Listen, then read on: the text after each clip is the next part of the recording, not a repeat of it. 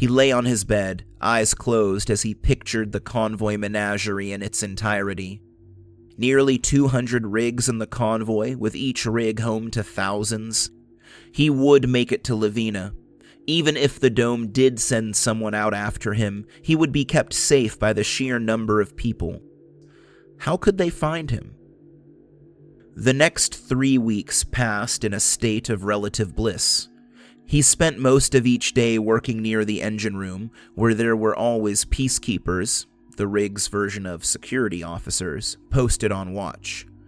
The work itself was not that interesting, but it was delicate enough to demand his full attention and keep his mind off of the fact of his exile.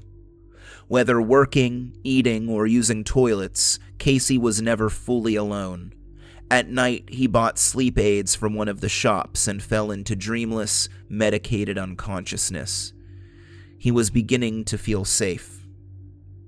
The 4th week shattered that sense of safety, revealing it for the illusion that it was.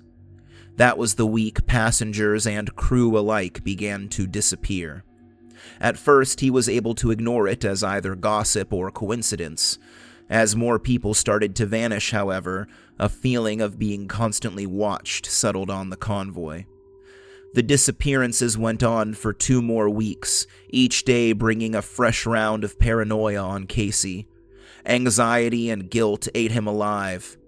The skin on his face, once smooth and brown as polished cherry wood, now broke into hairline wrinkles with each minor expression. The loose curl of his beard was lightening faster than he would have thought possible. Once black whiskers, now light brown and gray, gave him a dusty look as though he had just dunked his head into a pile of cigarette ash. At week 6, Casey found himself on the Skunk Babe's roof. Once again, he felt options disappearing like bubbles under a heat gun. He had been invited to the roof by the peacekeepers. The convoy trade manager himself, Ingram III, wanted to speak with Casey.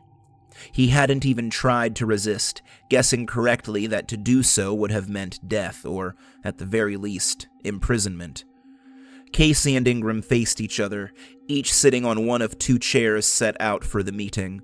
Between them was a small table, on which sweated 2 iced teas. Ingram stared at Casey, smirking as if able to read his innermost thoughts. Casey studied the man in return, trying not to show how intimidated he was.